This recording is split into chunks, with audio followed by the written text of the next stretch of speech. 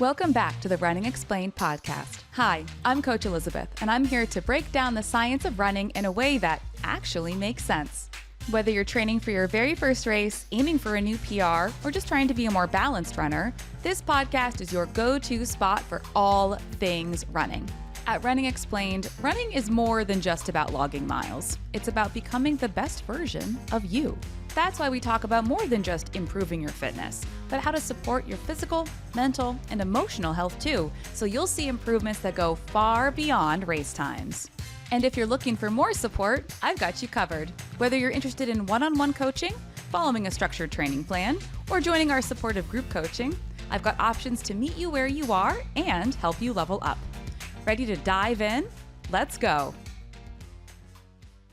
Hey, friends. Welcome back to the Running Explained podcast. I am your host, Coach Elizabeth, and I'm very excited about this conversation today because it involves two of my favorite things in the whole world: running, obviously, and travel.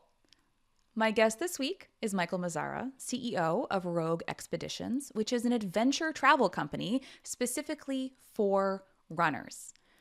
Rogue Expeditions takes you to places like the Sahara Desert, the Dolomites, Patagonia, northern Japan, to go there specifically to run with a couple other people, a guide, have some cultural experiences, but to see a lot of this place, this beautiful place, on foot, which I cannot tell you how right up my alley this is. I have been looking for a company that does this for a long, long time. And yes, they do exist. So anyways, I'm talking to Michael today. We're going to learn more about why he does this and what the different things that they do are, but also talk more about the trip that I will be on this November, one of the Morocco itineraries.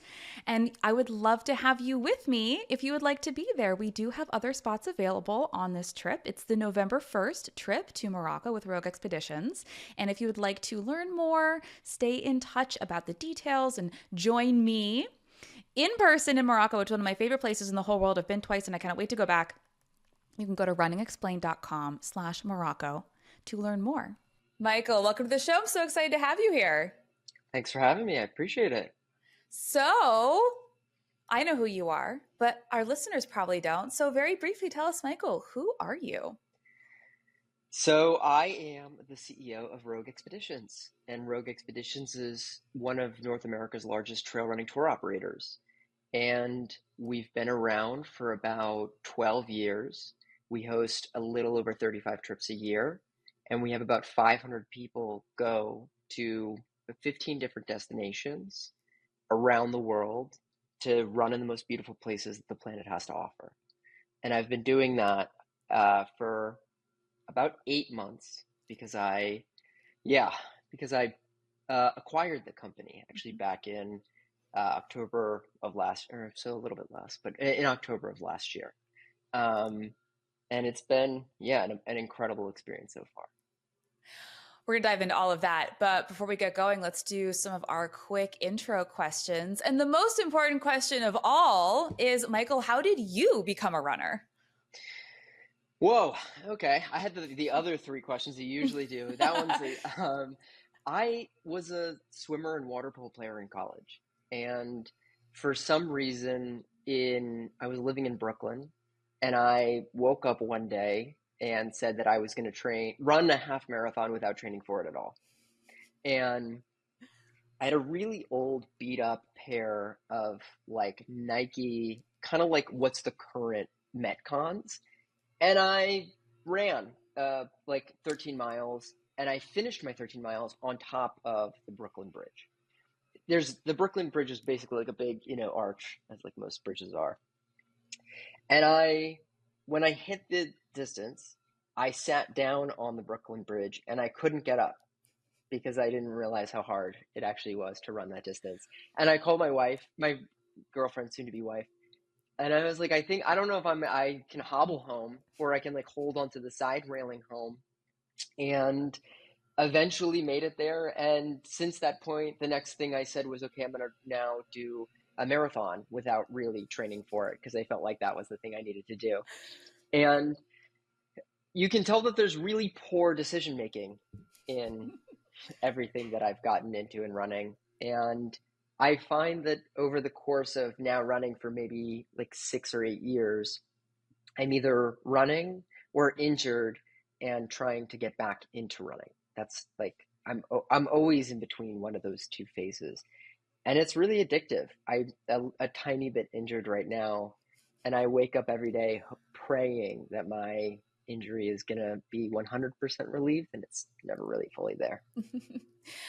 Unfortunately, injury is super common for runners because, like you said, we tend to want to do all the things all at once, all the time.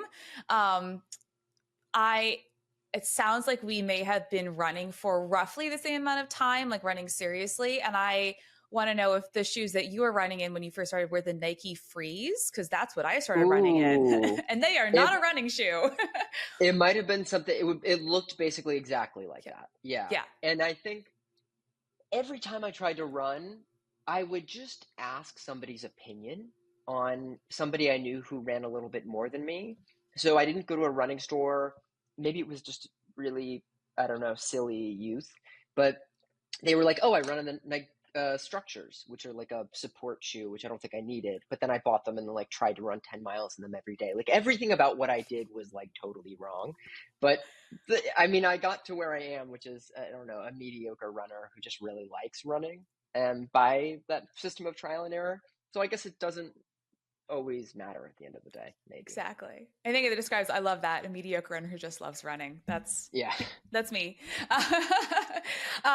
Excellent. Well, you've prepared for the next three questions. At some point, I'm going to have to switch them up because people are going to, it's not going to be rapid fire anymore. But a little more get to know you stuff as a runner. I would like to know a couple things about you. So, this may be redundant given what you do and the company that you own, but it's a little bit different in that if you could have an all expenses paid trip with guaranteed race entry to any race in the world, what would you choose? So yeah, I did prepare for them because you really want to think. I think you have to go Tokyo, and I think you have to go UTMB. And the reason is if you live in North America, those are the hardest to get to. And so there are a lot of great races in North America and South America and in Europe, but Chamonix is like particularly far away. And I actually would go not really to do the race at all. I would probably run like, 3 miles and then DNF, mostly because the weekend is very much like a celebration of running in a way that kind of the Boston Marathon is. But in Europe, it feels like like it's a very multinational, really fun like celebration of just like what it is to like be in nature and be around and be a like fun performer. And then Tokyo, I went to Tokyo for my wedding. The race culture there is very interesting. People dress up in costumes. It's like really unique. There's a couple of other interesting races there. But if you said I wanted to go to a place where there was like 30,000 other people running and really get to experience the culture in a way that other runners are doing, that would probably be the way to go. One of our Running Explained coaches, Andrew, just ran Tokyo a couple weeks ago, and he Sick. was saying he was very, first of all, he says the most well organized race he's ever run in his entire life, like hands down. Hmm. And second of all, he said nobody really, it wasn't that holler, screaming, yell, cheer. It was people would politely clap for you as you ran Hmm. by, but they were very excited. That's just the culture of how they express their enthusiasm. But as Americans, we're used to people just like screaming their heads off as you run by. But I also ran the New York City Marathon and I cramped between mile 19 and mile 26. And I'll tell you, the cheering works until people are like, you can do it. And you're like, I know, but I also can't. So, like, give me a break. I hope I'm not letting you down as you hobble through Central Park. And so I think I would, at that moment, prefer a little polite, subdued clapping. That would be like my preferences. But, Right. It's like I when get the it. injured player walks off the field, everybody's like, good job, Exactly. That's what I buddy. want. I want people to just look away when I'm Yeah. running. Don't look at me. It's too Yeah, painful. I'm going through it. I'm going through it. Actually, the nicest race experience that I've ever had was in the New York City Marathon. There's this you go over this bridge into the Bronx, and this woman, I started to cramp going up the bridge, and so I was hobbling down coming out of the bridge. So from mile 19 to 26, I was cramping. So she saw me coming over the bridge, and there was a grocery store right at the corner, like you make a left turn, and she had a bundle of bananas that she had just bought. and she took them out of her bag and gave me the whole bundle of bananas and said, like, you need this more than me. Like a very like cinematic movie type experience. And those are, because New York is like such a distinct place where the boroughs have even like subcultures within them, that felt like you can go through the Williamsburg area and people are hyped and everybody's 25 and cool and has backwards hats on. And then you go to the Bronx and people are like, oh, I'll help you out. Like, I hope you're having a good time. And that it's a nice like dichotomy. Like you get the full range of New York in that experience. I love I haven't run it yet, but I was actually born in New York and I've spectated the marathon a bunch. It's such a unique experience, even in a way that's very different from what Boston is. Like literally the Yeah. whole city feels like they are out cheering the marathon. Yeah. And mostly what it is like when you go to some of these other races that are around the country and they attract a certain type of person, like people choose based on proximity or ease, or there's a whole bunch of things. In New York is aspirational, right? So it means that everybody who can do it, thinks they can do it, and thinks they want to do it, show up to that race. And so you have the people in the front, but nobody really cares. Like the course is actually really thin with cheers at the starting point. And the people who you show up for are your friends, and then the people who are trying their darndest to just finish the effing thing. And that is where it's just a celebration of like movement and effort in a way that like it's the Trojan horse of like running, but really it's just like, yo, that looks hard. And I have been day drinking and I'm not going to do it, but I love that you did it. And I love that you showed up and I love that you're proud of yourself. And I love that that's like, man, all of feeling good in one distinct event. And I think that's where Boston is a little bit more elite, right? So then you see less of people showing up, trying their hardest, and they try hard, but they're really good at it and they look nice doing it. So a little bit of a different in your cheering experience. All right, next question. What is your favorite run fuel these days? So I've been experimenting. I've been using Goose forever, and I think it's great. I've been training for 50 miler, which is how I got injured, and I didn't realize how much nutrition plays into it. I didn't realize. I heard David Roach talking about it on the Rich Roll podcast, and I did not realize that you should be consuming somewhere between 80 to 100 grams of carbohydrates an hour if you're doing 9 hours of running. So I looked. It becomes like an eating contest. You're like, should I train for the running or the eating part? But you're right. He straight up was. I don't know if you listened to that podcast with him. He was talking about that he was learning from competitive eaters in terms of how to train his stomach to keep down that much fuel. Because theoretically, if he never ran out of carbohydrates, he would never be able, like, he would never fatigue the way that others would. So I've got really into the precision nutrition or precision hydration, which has like 1,000 grams of sodium plus 20 grams of carbohydrates. Then I do the goose. And then a big part of like the ultra training is eating real food. So it's just being out and running and like eating a full peanut butter and jelly sandwich or eating a banana or eating whatever. And that's kind of the fun part of running, is like looking forward to like 30 minutes of your next meal. It's a very different experience from running a marathon, but that's been, and then I tried Scratch Labs and I tried New, but I think precision nutrition hydration is doing the best. Got to find what works for you. Yeah. One of my favorite pictures, I don't know who it was, but I remember seeing a picture of an ultra runner and in like the middle of their race, and they had slices of pizza in a Ziploc bag, just like sticking out of the front pockets of their hydration vest. And I thought, that's awesome. It is awesome. When you watch some of these ultra runners that'll do like 250 miles and you see them just eating pickles and ramen and things like that. And you go, wow, that looks sick. It's so fun to like eat whatever you want. And then you also realize they just ran 120 miles and they're so sad about it and they don't want to eat, but they force themselves to eat, and it ruins all the fun of getting to eat pizza while you run. So yeah, it's really romantic and it's harder to be in those moments, but it's cool to watch them do it. We just had Caleb McCoy on the show, who's an ultra runner, and he's running across the United States right now, 3,000 miles.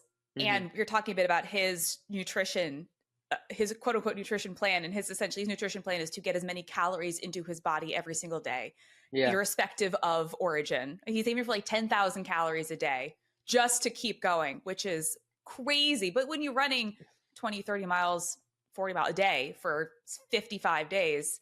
Yeah, Yeah. can't do that without The food. the science isn't as easy for me to articulate, but I understand that there's some point where your body needs to switch over from burning carbohydrates to burning fats and proteins, and it's much more and there's a lot more energy expenditure that goes into that. And so Mhm. theoretically, if you could just eat as much as humanly possible so that your body and trained your body to be able to use the fuel that's coming in really efficiently, you should be able to run across the country. Like Yeah. that's a theory. It could be wrong. It doesn't work for everybody. Every human's a little bit different, but bodies are pretty efficient. So like if you can get it there, we'll adapt.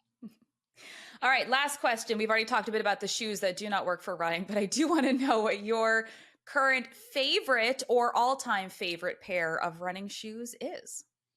I'd be curious your perspective. So I have my answer, but I'd be curious your perspective on like what makes it the best for you.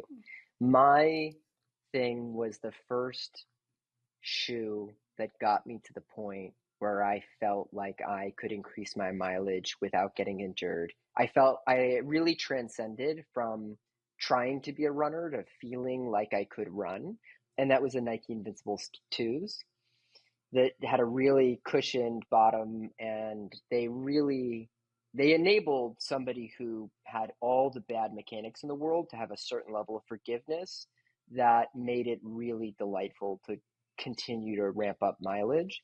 And I think that was the really important thing for me. It felt very like monumental in my running journey. I think there's a big psychological component to what goes into somebody's, favorite pair of shoes. Hmm. For me, when I graduated from the Nike Free, which is again not a running shoe, Hmm. it is a gym shoe.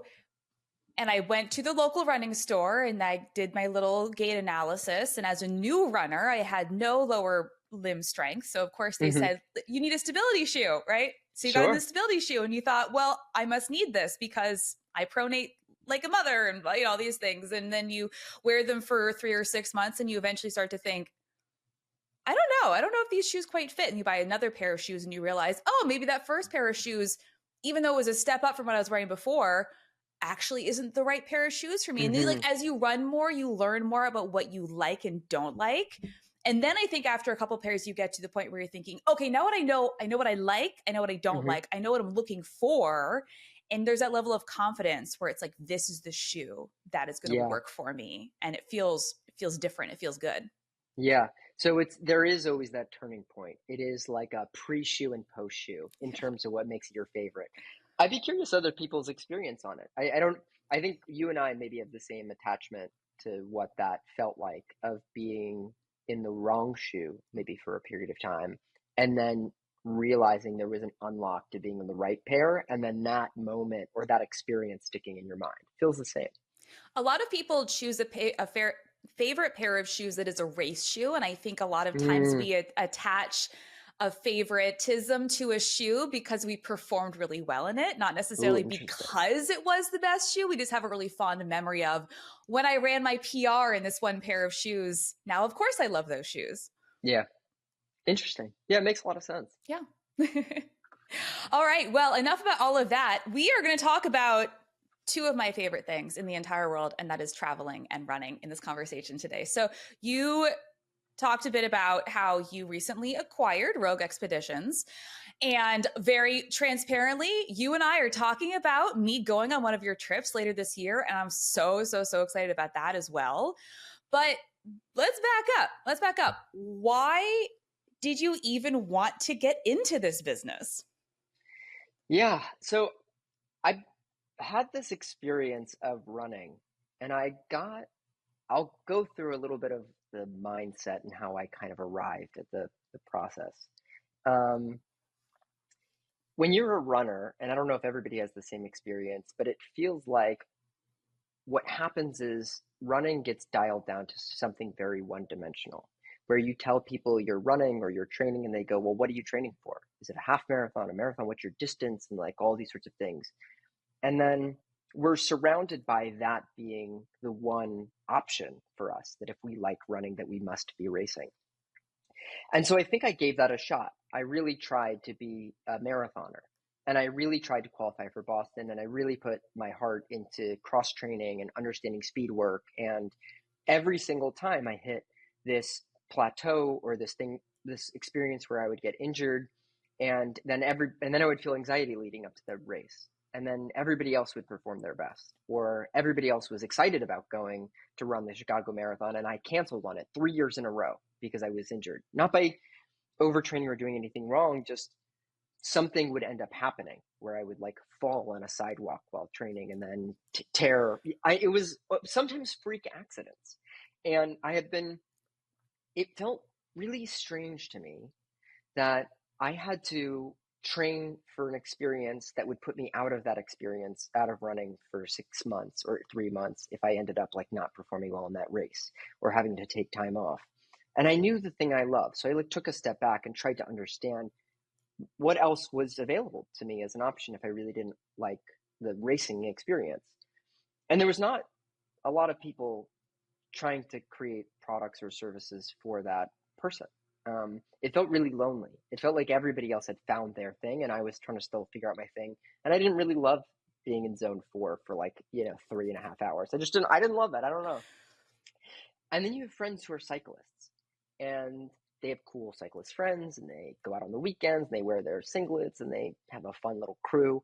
And you go, oh, you guys, like, are you training for a race? And they're like, no, not at all. Like, we like cycling, and we like hanging out with our friends, and sometimes we go on cycling trips. And I was like, cycling trips, and then there's golfing trips, and there's yoga trips, and then there's all these sorts of trips. And I was like, are there running trips? Does that really exist? And the answer is like, not really. It's a really, I think the weird thing that happens is people go, I'll travel, and then I'll like fit in a run in the little area that I'm in. I'll squeeze it in before breakfast, and then we'll go do the touristy things, or we'll go to dinner, or we'll do something like that. But I don't really want to like think about it. And if I'm going to do a running vacation, I'm going to build that around participating in a race. But I can't do a marathon because it's going to ruin my whole thing, because I'll get too nervous and then I'll be too sore afterwards to really enjoy being in it. And I've talked to so many friends that are like, I signed up for this amazing race in Cape Town. I flew down, didn't sleep on the plane, DNF'd the race, and then flew back home. And I was like, what are we doing? What's going on? Why are we doing this? It was crazy. And I don't know, I'd be curious about how you pick your races today and how you think about it. But it feels like when you're in the point of your running career where you want a PR, you look very strategically at races. There's a first part of your career where you're like, can I run and enjoy a race? And you'll pick something near to you, and you'll pick something somewhat easy. You're not going to pick the hardest course. Then you move into a thing where you go, okay, I'll maybe travel because my friends are doing it, and because maybe it's a PRable course. So it's a CIM, or it's Houston or Dallas, where it's flat and fast. And then you get to a point where you're like, well, I'm not going to PR. Not many of my friends are going anymore, or I can bring some, maybe my spouse. I don't really care about doing the local neighborhood race anymore. I'm going to travel for the best race experience. I'm going to go to like Duluth, or I'm going to go to the Rocky Mountains. And then that's where people are still attaching this idea that they have to travel for a race, instead of going, downtown Indianapolis is nice, but have you ever been to Marrakesh? Have you ever been to Torres del Paine National Park in Patagonia? Like, have you ever seen the Dolomite Mountains? Like, have you ever seen a picture of them? And then have you looked at Indianapolis? I like Indianapolis. I'm just saying that if you could pick something to go do and to run as an experience, there are better options for you. And so I found this company that had been doing this exact thing for 12 years in Austin, Texas. This is a husband and wife team. The wife was a former professional Olympic qualifying marathoner, and the husband was like a big outdoorsman type thing, and they'd been running this. But they had been doing it at their own interest level. So they would pick certain locations that they wanted to go, or they would meet somebody that had a local tour group or company there, and then they would say, we're going to go scout some trails, and we're going to figure out exactly like what this trip looks like. So for 12 years, they've been bringing people to Morocco to run through the Sahara Desert. And when people want to go run in Morocco right now, they run at the Marrakesh Marathon instead of seeing all of what Morocco has to offer, and like the Northwest Coast and things like that. So I guess I'll come back just for a second. When you think about your own race picking experience, or like how you experience running travel, what resonates for you? What stage of your evolution are you in? Yeah, that's a great question. And Now that you've articulated that process of talking to your friends, the cyclists, the other people, and I just had this light bulb moment of thinking, oh my God, you're right. And don't worry, I'm going to answer your question. But one of the sometimes my husband and I, or my parents and my husband and I, will do guided tours, right? So like National Geographic or Backroads or like Abercrombie and Kent. And even for the active trips, like you said, you can go on a cycling trip to the Dolomites or down the Chilean coast. But I've always, up until we had met, I'd always tried to filter all these really active trips by how much hiking / maybe you could do Hmm. some running on them. And it doesn't really exist because it's not set up for runners. It's set up for people who want to travel and be active in a way that's, you can go on an e-bike or you don't have to get in the kayak sort of thing.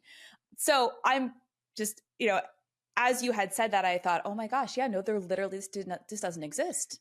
And it's very unique. But I'll yeah. just say what.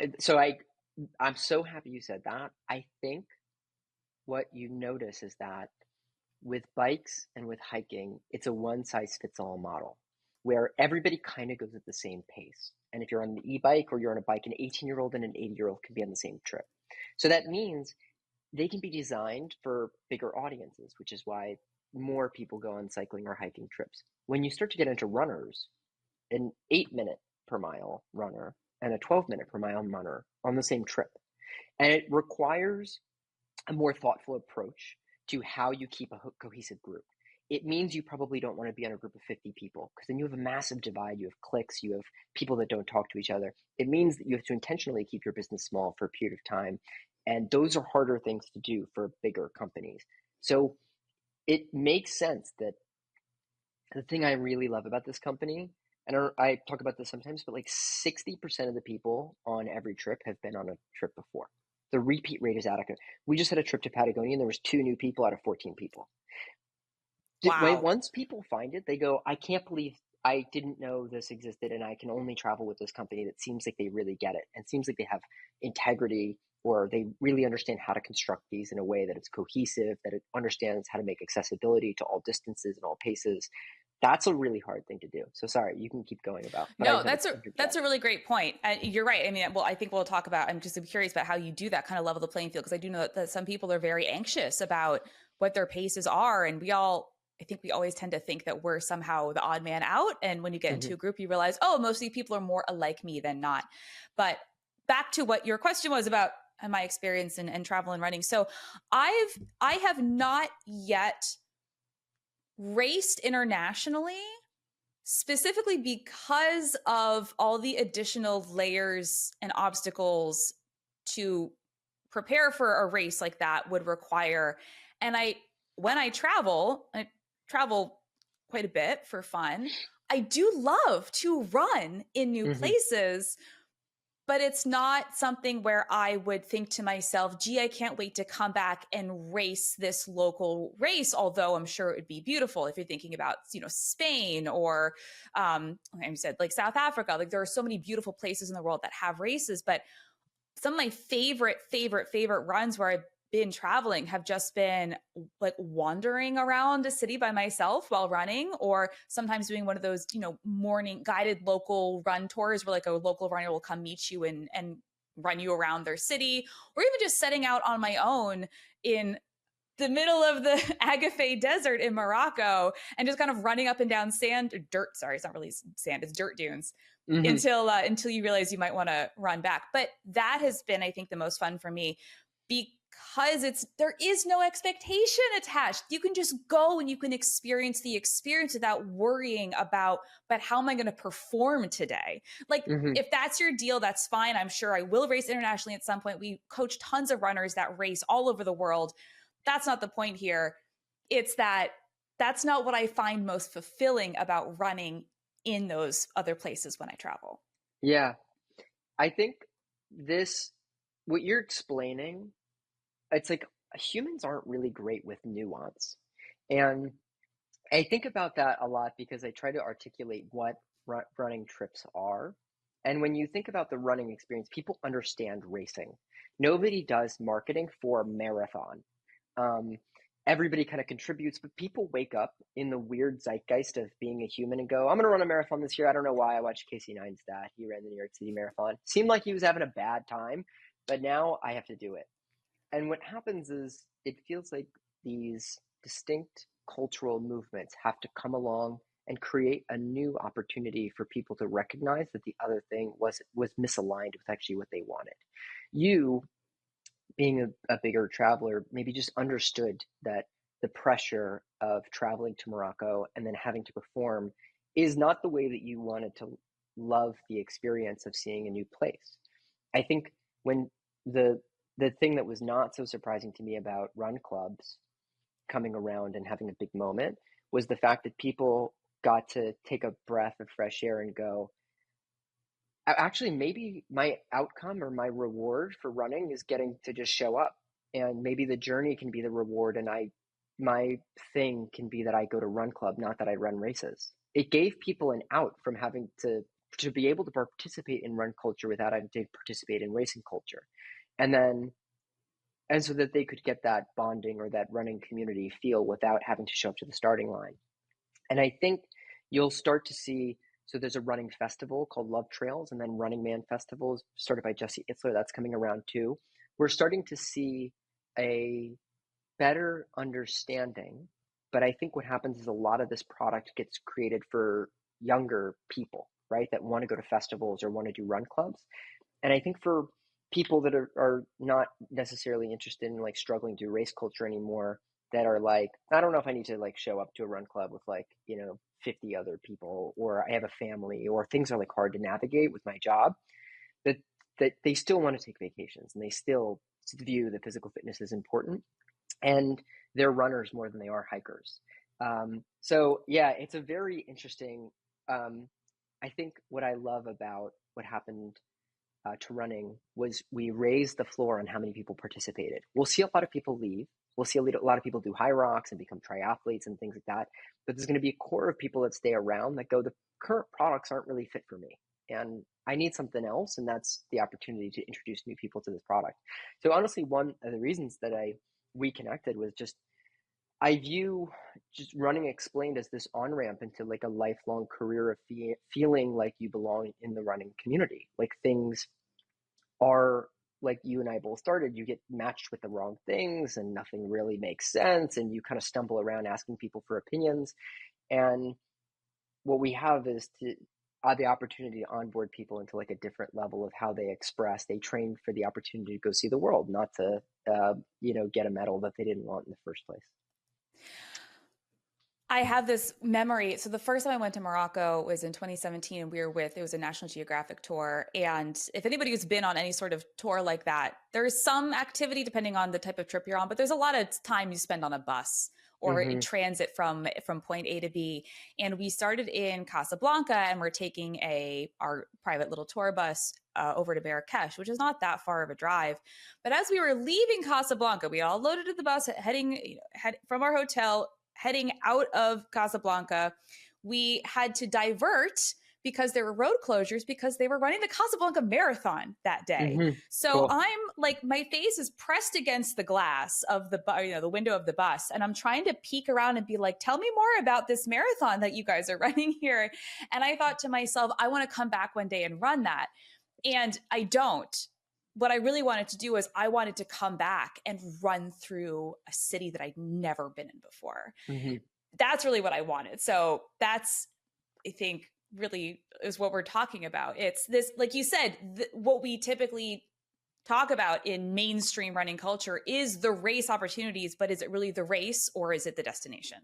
And there are some places that you can do it safely. Like we have to think about safety as well. So there's the opportunity to like run through Marrakesh. That's cool. Then you go to Mexico City, and Mexico City has this pretty amazing park, and you will get advised to run in that park, but not to that park, depending on what street you're running through.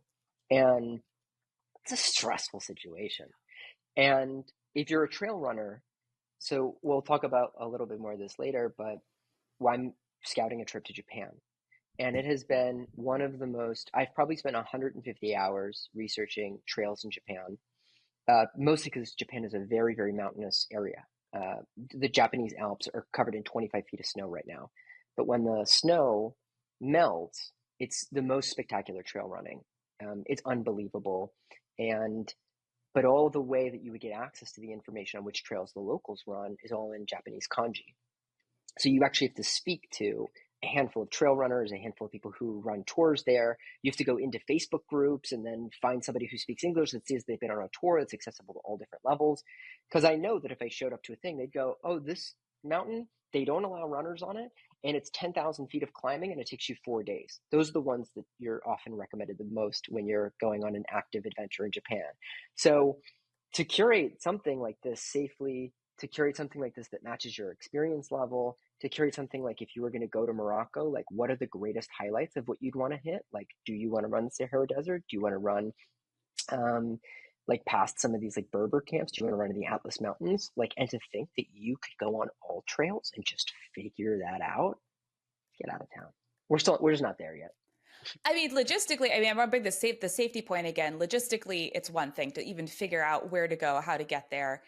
But the safety aspect, even in places that are safe, like safe, you're not probably not going to get mugged.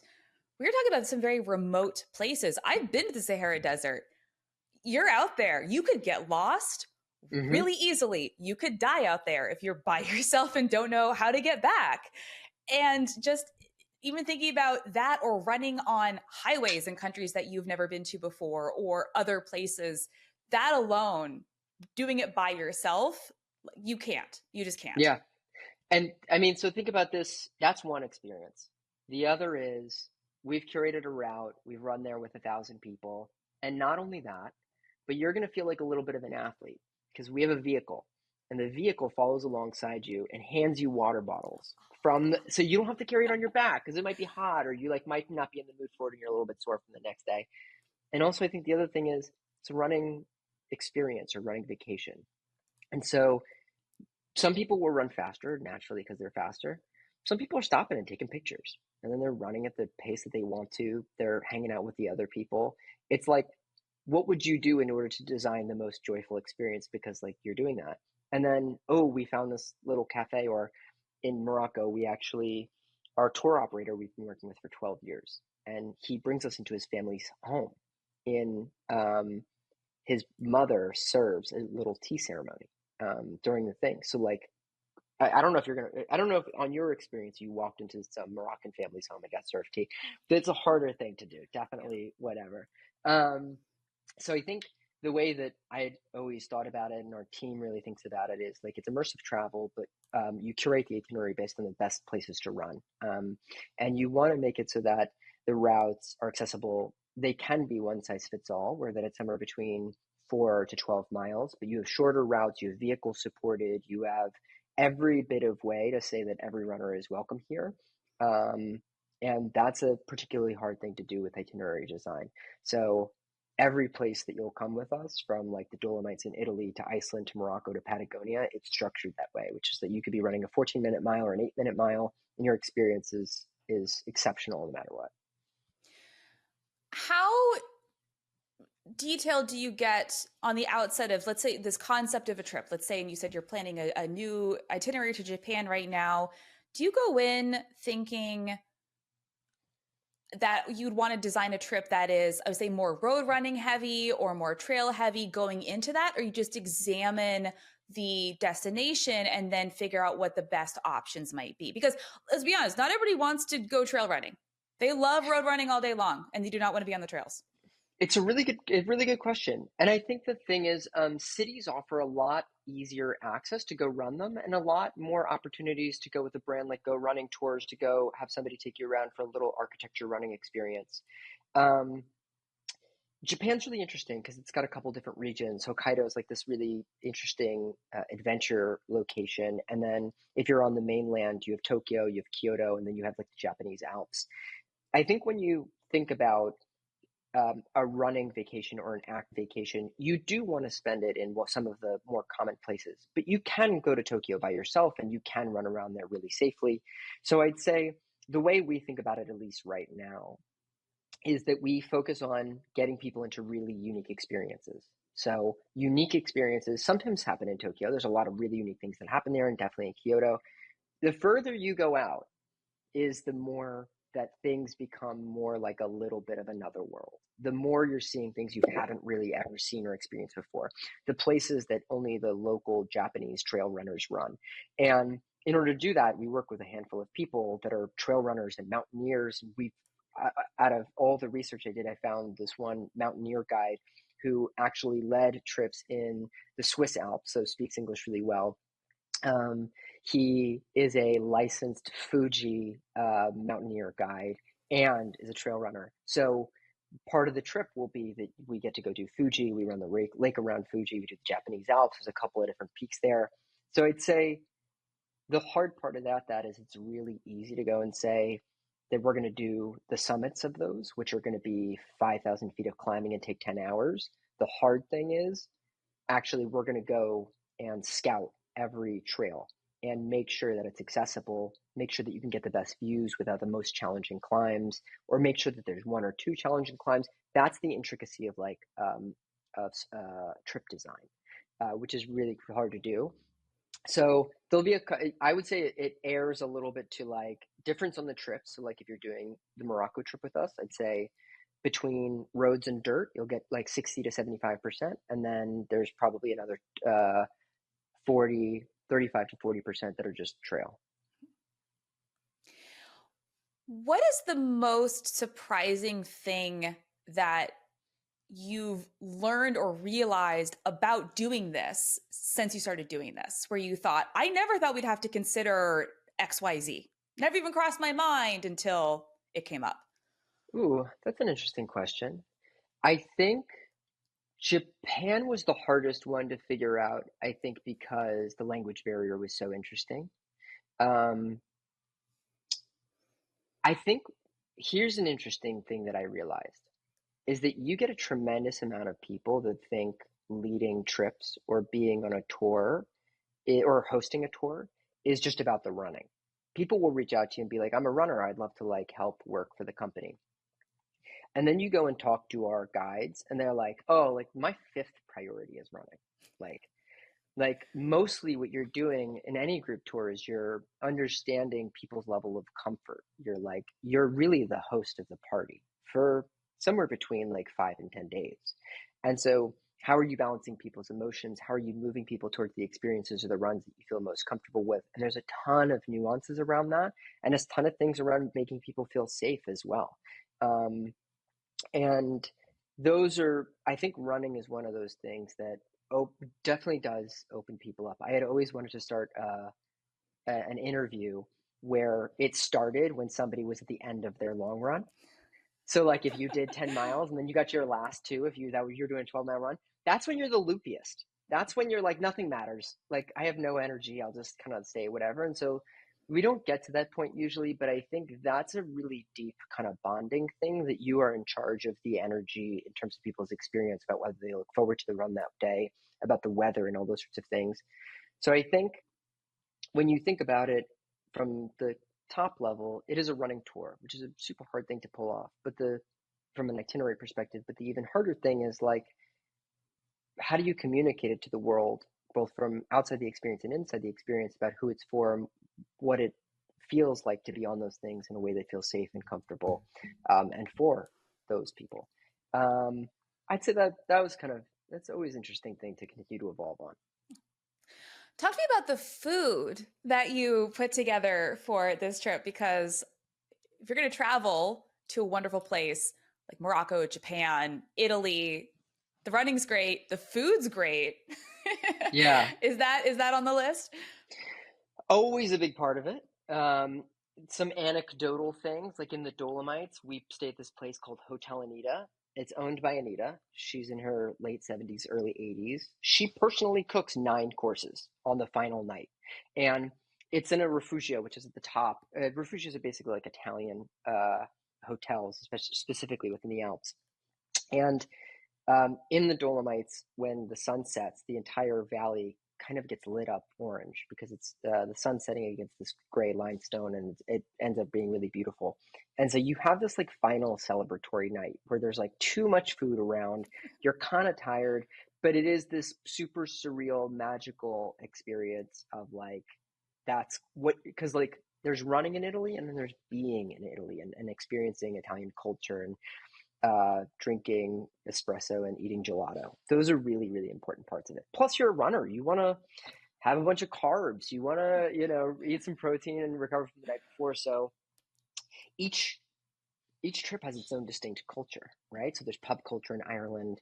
There's like this outdoor barbecue type experience in Patagonia, which is Chilean food. Morocco is like all fresh foods and tajines and things like that. And yeah, they're all really spectacular. They're all really spectacular. So I think a lot about where we go to next. If you go to Japan, are you like, are we eating udon noodles? Are we eating sushi? Are we doing omakase experiences? If you've been to Japan, there's this thing called the Tsushigi fish market, which is like an open air fish market where people just walk up and down the street and they catch fish at 4:50 in the morning and then serve it at 6 o'clock in the morning for breakfast. You can go do that. Is it going to make a amazing running experience? It's part of culture. And so like I think we think about that as a balance, but it is a tremendous part of the experience, because if you think about it, you're running but you traveled to a different country to run, so it is still a vacation. You still want to do the thing. I'm sure you get a lot of questions about how you prepare for a trip like this. And I would say, from a training perspective, I think we contrast this with traveling to race. It's very Mm. obvious how you prepare for it. You prepare for the race. It's very cut and dried. Oh, I'm running a half marathon. I train for a half marathon. Boom, done. But you're talking about multiple days of running. I'm just curious the type of expectation, kind of the base level of what you'd recommend for somebody to be capable of before they would start thinking about a trip like this. How many rest days do you get? I know you said there's ranges in what you can do on any given day, but what does that look like? How would somebody prepare for this? It's usually back-to-back days of running. And I think in some cases, like if you're going to Morocco, there's a lot of flexibility to it. So if we have a 10-mile run and you worked a little bit harder on yesterday's run, you can run 3 or 5 and then have the vehicle take you to the picnic at the end of the run. Um, so it is, we try to make it so that it's one size fits all. There's certain trips. We just launched one that to the Balkans, which is Albania, Montenegro. And you'd be pretty remiss if you went to Albania and you didn't run the Accursed Mountains, which are like these staggeringly beautiful mountains. People will write in and be like, if I'm afraid of heights, should I go on this trip? We're like, well, I don't think so. You have back-to-back days of 10-mile days with 3,000 feet of climbing. So it's like we encourage people to have like kind of technical trail running experience for certain trips. And that one, I would encourage somebody, if you can do 40 miles a week for those harder ones, you're in a really good place. Mostly because, and you speak to this from like a coach a little bit better.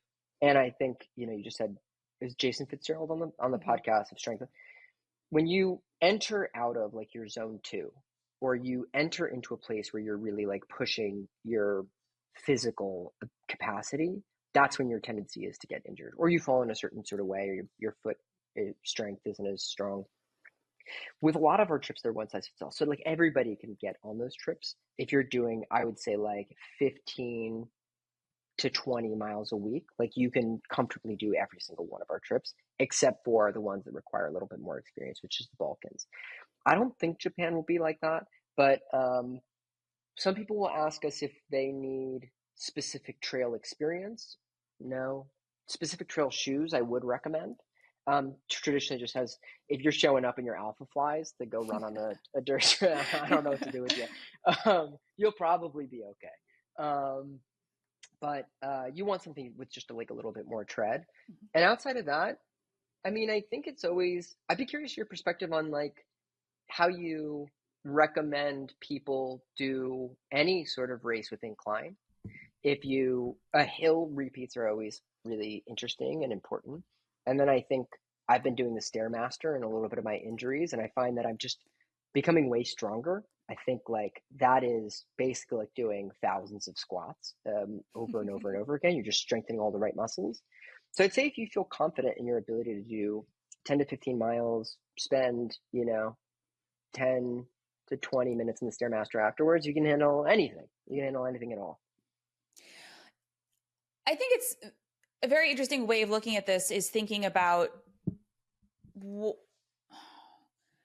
I say coming from this in two parts.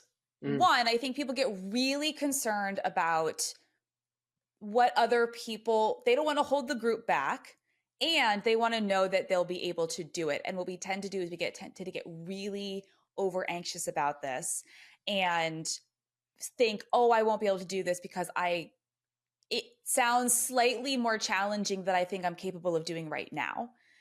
And I'll give you an example. Let's say somebody is currently running 15 miles per week, but they would probably feel more comfortable doing all the volume on their chosen trip if they were able to run, 20 or 25 miles per week instead. And what you said about making sure we're managing training load to prevent injury is very important. But at the same time, we can go into these situations and push ourselves. Like, the whole point is to do something unique. hmm You don't have to, it shouldn't be the easiest thing you've ever done. Like, if Yeah. it is slightly challenging, as long as you're prepared for the challenge, there's nothing wrong with that. Yeah. I wouldn't not go on a trip that had a 12-mile run in it just because my current longest long run has been 10 miles. Right? That's like, wait, hold on here. Like, you're looking at this all wrong. Yeah. And I think so the way that we structure each run as well, you have a lead guide. The lead guide runs with whoever wants to run the fastest. And what they do is they have a little washer and they tie a pink ribbon around it and they mark the trail. So they drop it along the trail for everybody to follow. Then the person who wants to run at the most leisurely pace, a second guide stays with that person and picks up all the washers. So everybody fits in between that line. So if you have somebody going 8-minute mile and then 14-minute mile, or an average of 14, so they'll do like 10 and they'll walk and then they'll do 10 and then they'll walk, they are sitting with basically the guide in the back. And the guide is hanging out with them and just, it's all about safety, right? It's all about just making sure that like at any point you need a bailout point, you don't feel comfortable with it or whatever, because you want to push yourself the next day, or you're really excited to go on the glacier in Iceland, and like that's the thing that you came for, and that's the thing that you're really looking forward to. Then like make sure that each day is structured, because I think what I felt about running was that I got to participate in the race. And then I was like, okay, so you taper coming up to the race, and then you take like 4 to 8 weeks off of running afterwards. You should be able to push yourself like any long run or any experience like that, but you shouldn't need to put yourself in a situation where this activity is going to put you out of commission. So the way each trip is structured is to give people the flexibility to be able to experience it how they want. Mhm. I want to talk more about the Morocco trips. I've been there. I've been to Morocco twice, and I love it. It's actually one of my favorite places to visit. But talk to me about the itineraries that you have, because I'll be honest with you, when we first started talking, like I said, I've been to Morocco. I've casually jogged in Morocco. I thought I wanted to go back and run that marathon, which I actually don't. I just want to run there for fun. However, it's not a place that springs to my mind as thinking, oh, this destination is super runnable. Mm-hmm. Uh, that's interesting. What was when you went on trips, did you go for runs there? What was your experience like in terms of being active or whatever? Yeah. So the first time I was there, and that was with a tour, and having it be the first time I was in the country, I did the only runs I did outside, like that weren't on a hotel treadmill, were in Casablanca, in Marrakesh, Mm-hmm. um, and then in, like I said, in the desert, because there's nobody there. Yeah. Other places, it's hard to run. Like, I'll give Marrakesh as an example, right? You have the Medina, you have the old city, which is very maze-like and labyrinthine and very, very, very crowded in some places. But then you can have, and you do have, these long shaded boulevards that are part of the new city, and those are really runnable. Yeah. But the old city is not. So knowing that the boulevards exist is even a barrier there. So if I hadn't done research in advance, I would have said, oh my god, like I can't run here because I can't run in this old city. That's crazy. Yeah. Yeah, we've been, this was the trip actually that the business was founded on 12 years ago. It was this relationship between the founders and this guy named Hamid. Um, and he was just like, he kind of got it right off the bat. And there's a day in Marrakesh, but I think there's um, a couple of different like UNESCO preserved heritage sites where there's like where they used to shoot Gladiator and Game of Thrones, And The Mummy, the and The cinematic Mummy. masterpiece. You can run across those, like around, like the trails around those areas. They're really, really spectacular. There's this area called the Dates Valley, which has the Berber is basically like kind of like the indigenous people of northern Africa and specifically Morocco, where there's all these like tents scattered about. That we take people through runs there. There's these beautiful like 100-foot high gorges that have roads that kind of split the middle of them that we take runs for people there. Um, and then we actually take people to Gouto Run in the Sahara Desert, where we have basically a private glamping, traditional like nomadic tent camp structure. And when our guides go there 6 times a year. They spend 60 days in Morocco, and I keep going like, if there's, because one's from Canada and one's from South America, I'm like, if you guys need us to like bring in other people to help you with how many people want to go to Morocco, they're like, no, we're going to every trip. It feels like family there. It's the most spectacular place we go to. We do a separate trip to the Atlas Mountains as well, which when you look at or talk to people about like, oh, what are the most, like 5 spectacular mountain ranges that the planet has to offer, people will go to the Atlas Mountains. It's crazy. You feel like you're in the desert, but there's snow-capped mountains as well. And like if you're going to Colorado, it all kind of makes sense from like a geographical topographical, like it kind of feels homogenous, or it feels like it makes sense together. The Atlas Mountains is out of control. If you look at a picture of it, you're like, I can't believe something like this could possibly exist. Altitude is just a crazy thing. And it feels like a little bit more off the beaten path. So I'd say the thing that we think about is we loved working with this guy so much, like Hamid. And so we were like, we want to give people the opportunity to see 2 different parts of this country. So I'd say, like, if you think about the way that we've constructed these, and we do the same in Ireland as well. Ireland has like the classic route where you do Dublin, you do Connemara, you do Doolin, and then we have the Northwest where it's like the real crazy cliffs that like it looks like the like Emerald Isle. In Morocco, you have like the gorgeous and Sahara trip, and that's like all the classic routes. You'll do a lot of Marrakesh, you'll do a lot of these things that are very scenic, super beautiful, and look like Morocco. And then you'll go to the Atlas Mountains, which is a separate trip, which covers a little bit of the Atlas Mountains. Then it goes up north, which is there's like beaches in Morocco, like along the coastline. And we have a trip to there too, and it's called the Back Roads, the Atlas Mountains. And those are 2 distinctly different trips. And so I think when you and I had started talking, we want to have you and encourage the Running Explained podcast All of community, you listeners, you are all the welcome. listeners, to participate in one of these trips. And I think what we want to figure out is which one. And I reached out and you were like, holy cow, I've been to Morocco. It's one of my favorite places in the world. If I was going to do anything, I'd want to go to Morocco. And I go, wow, because it's our tentpole product. And I really believe there's nobody on the planet who will ever develop a better running trip to Morocco than this trip exists right now. So it's the best of the best and the best that probably ever will be. So at least for like, if you're trying to run 100 miles a day, it's probably not the best. But if you're trying to just see Morocco and run around it, it's a great option. So I'd say it's trying to find what is the perfect match for what people are mostly interested in. If it's their first time in Morocco and they're not trail runners, then we got to figure out how more people see these like spectacular experiences. Logistically, how do you run in the Sahara Desert? Like it's sand. Yeah. Basically, there's there's routes. There's routes leading up to it. There's routes around it. It's just I'll send you some pictures afterwards. It's kind of hard to explain. And then there's like a nice sunset wine experience that happens in the Sahara Desert, which is a super surreal experience as well. Sort of the thing that you have to experience. Like pictures don't really do it justice, but you'll see the pictures.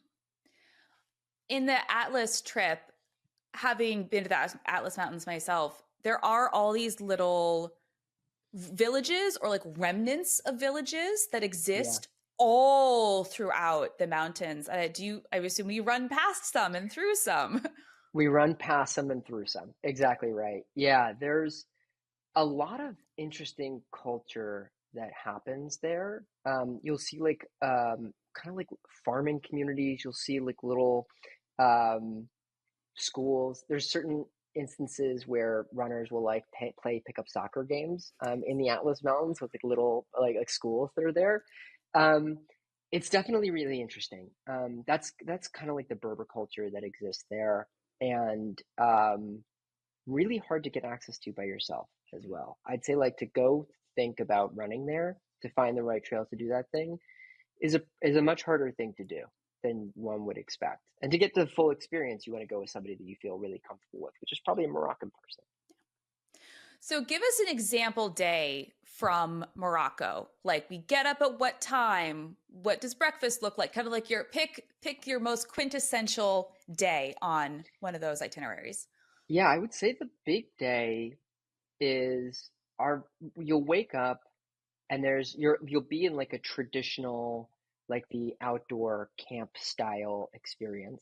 You'll have breakfast. I'll do kind of like just a blanketed one.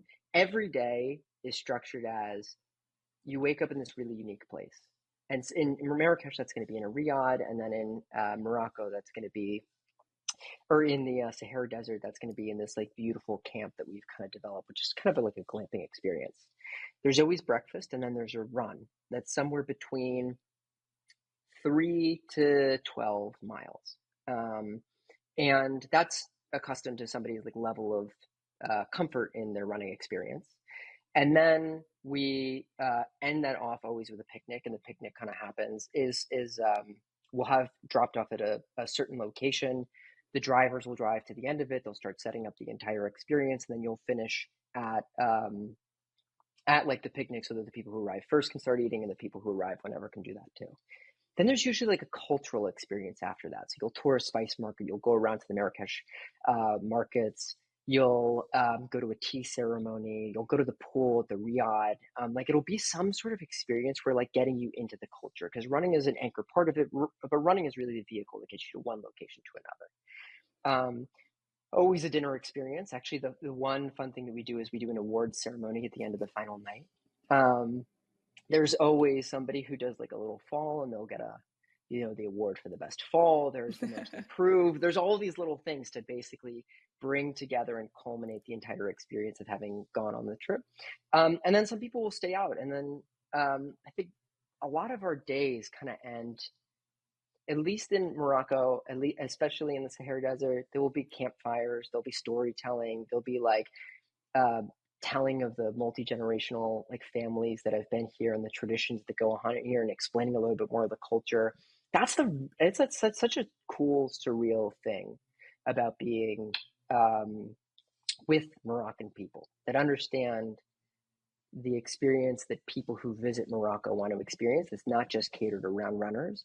I think there's really amazing trips out there that are really by runners for runners, but neglect a lot of the other culture. So sometimes there'll be like 25 miles of running.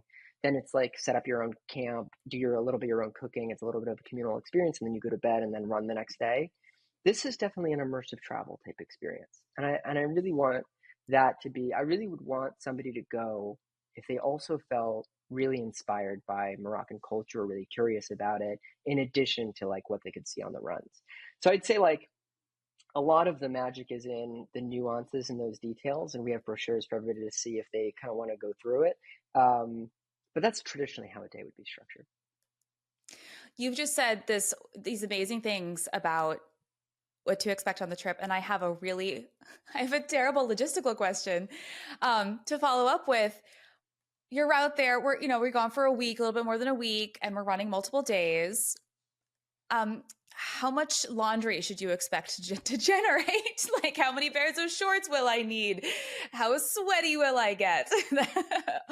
Usually people bring we encourage like a certain amount, but in a lot of the hotels that we stay at, like if you're going to go to the camp and you're going to go out in the Sahara Desert, you should not expect to do laundry. But a lot of the riads that you go to, there's places to do laundry that we can take care of it. Or this is a nice tour. This is a tour where we understand what type of experience that people want, and so we definitely cater the experience around asking people for laundry, or telling them in advance how many days that they'll have access to be able to do laundry.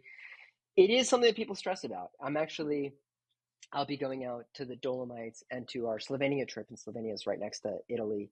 and I'm going out for I think 14 days to guide, to like assistant guide, which means I stay in the back and I like watch every. I'm just like making sure everybody's safe, um, and yeah, 14 days, and I'm more like bring in a couple things, and I'm gonna plan to wash in sinks if I need to, and like figure out what happens in between the trips. But everybody on the trip should be able to accommodate as much as they need to.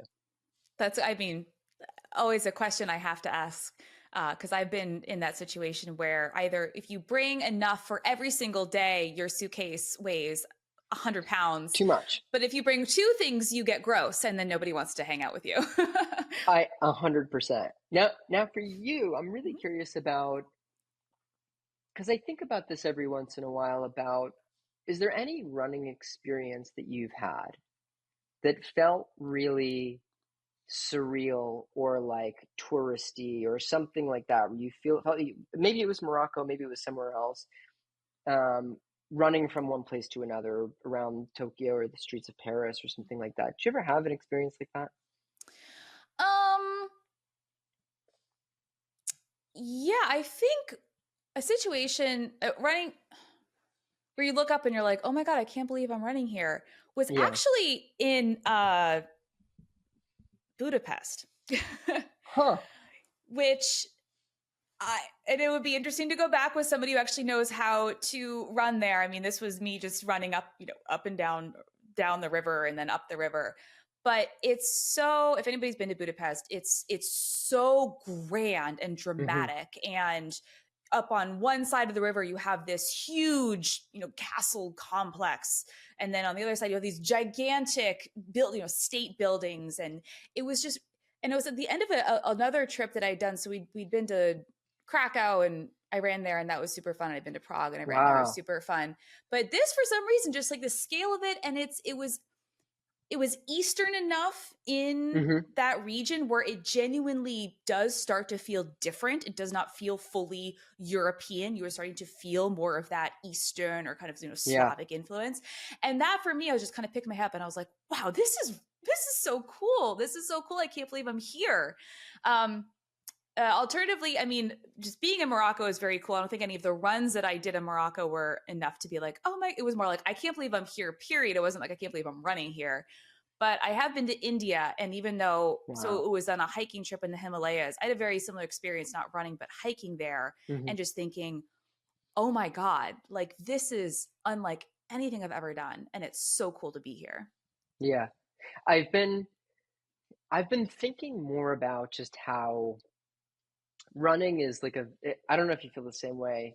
It gets wrapped in a bunch of like media and what you wear and things like that. But at its core, it's very primal. It is very like, to be human is to explore. I mean, that's kind of introspective and extrospective, and and racing is in some capacities that, but it feels like I really like just hearing the stories about how running filled moments with a sense of wonder. And I found that the ways that I felt that is either by getting to really far distances where I've started to kind of like lose normal brain, like you get to a point where you're like, I forgot how to shower, but I know I'm running still. Like I know I'm doing that. But then for some reason, the travel and exploration experience has the ability to like transport you to that idea where there's like some sense of like, not like mortality, but some sense of like out of bodiness, Mm-hmm. of being in a place and it's being bigger than yourself. Because in a race, it's all about you, right? It's like very much like I'm looking at my watch and what's my time and what's my heart rate and when's my gel, and like the actual thought process that goes into racing is like really high. Whereas shifting the focus externally in a running experience allows it to kind of like lose a lot of the guise and the stress of running. And in that way, it feels like really pure. It feels like a much more, it was like what I was searching for. It feels like more primal, like more about just like the joy of running as opposed to the joy of performance. And I love the joy of performance. I love like getting better. And I love that running is kind of this external measure. If your time goes down, that feels good. And if your time goes up, you feel bad. And then you don't know why you're running anymore. Um, so a big part, like the trips is kind of this Trojan horse for allowing people to express themselves through a different vehicle of running. or there's a different modality by which they can show up and do it. Um, so that's what I wanted to ask, because whenever I ask people, I feel like they light up about like, holy cow, I remember a moment of like being there, and I remember looking at this, and I remember looking at that, and it has a way of it being a kind of spectator has the ability to do that. It feels like it connects you more to that place than if you were to just walk through it. And I don't know why that is, right? It's Yeah. both ambulatory, but there is something unique about, oh, I've run here. And I think it's maybe because you can go off the quote unquote beaten path. And actually, as you were talking, I was remembering I did have an experience in Prague where I was training for something, so I had to go out and do a long run. And I ended up running, so like staying in the middle of Prague and kind of running up and through this park. And then I ended up, because I had to do 15 miles, I ended up running like up into this residential neighborhood that overlooked the city. And I had no idea where I was. I did not bring enough water. It was July. Hmm. And at the back of my mind, as American, I'm thinking, like, is this safe? Is this safe? Come to find out, it was ridiculously safe. Like, I could have probably knocked at anybody's door and they would have helped me if anything had gone wrong. But I ended up at the top of this bluff overlooking this city of Prague. Like, I'd kind of gone through a residential neighborhood just to add miles. And I thought, well, I'll keep going up here. And just, I found this, I don't know what it was, like an old water tower or something. And there'd been, graffiti been written all over it. And I stopped and I like looked here and I looked out and I thought, this is so cool. First of all, it's not even being in that place, which is beautiful and very unique and has a lot of history, but it's I'd run up into the middle of this neighborhood overlooking a bluff where who does that? Like, no Yeah. tourist is going to go there naturally. And I had this view that nobody else had. Hmm. And then, of course, I had to find my way back. But yeah, that was a really, really cool experience.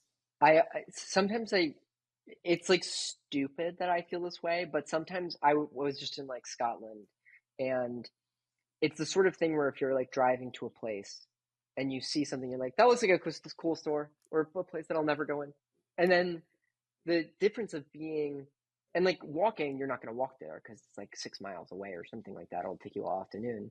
But then, and maybe a bicycle, you have to like deal with a bicycle. But then running just allows you, it's like this permission to really like go into and out of like the culture of those stores or those experiences, or stop at a cafe or a park or something like that, um it's like a real unlock for being a spectator or a tourist or a visitor or something like that. And I know it seems really easy that like we go to visit a friend and we bring a pair of shoes and we just go like bop around places, but as a runner you also know that you have ended up in, yeah, like less desirable street. You're like, what am I doing here? Yeah. Like you're like, I'm gonna go back to the other neighborhood and just run in circles because like this, it's like too dark or not nice, or like I feel unsafe or something like that. And we've had those just really normal experiences of um, running through a friend's like neighborhood development over and over again because you don't know where to go after that. And so it's cool. It's like a different lens. It's just kind of a different part of um, running that I feel like it doesn't really get talked about enough. It's a lot about shoes and a lot about gear and apparel and performance and things like that. Performance is really important just for not getting injured. Like I think like the more you learn, the more you as a authority in the space create access to that information, the more lives you're just going to improve because more people will just be able to stay on the feet. I think this is what happens. People go on these trips after they meet you. So, like I said, I'm going to be there in November in Morocco. Michael, tell our listeners if they are interested in joining me on this trip. How many spots do the Morocco trips usually have? So it can handle up to 14 people. So I believe what you've done is set up a page on runningexplained.com. You can kind of tell people about that. Mm-hmm. That will take everyone over to a little sign up form. And then we do have those two trips. So what I was talking about with Elizabeth before this is figuring out which one might be a better fit for the listeners. And then having Elizabeth be the host of a trip with everybody to Morocco. And I, yeah, feel really passionately that it's a great opportunity. And that just for people to spend time with you in a place that you adore so much, to take you around those spectacular places, it just feels once in a lifetime. I'm really excited. And listeners, I am so excited to go on this trip. I would go on it even if he didn't invite me. Like I as soon as he reached out, I was like, you know what, even if for some reason we don't align on this, I was like thinking I'm totally going to have to go on one of these trips at some point. So Yeah, yeah, no, I'm super excited. So yes, that is correct. The page, if you're interested and want to learn more or just sign up and stay in the loop on this, it's runningexplained.com/Morocco. And you can get connected with Michael, you could with Rogue Expeditions, and show your interest into which. So there's the two, you said there's the two itineraries from Morocco. There's Sahara and the Gorges, and you have the Atlas Mountains. So they are correct. different. So we're kind of seeing which one people have the most interest in.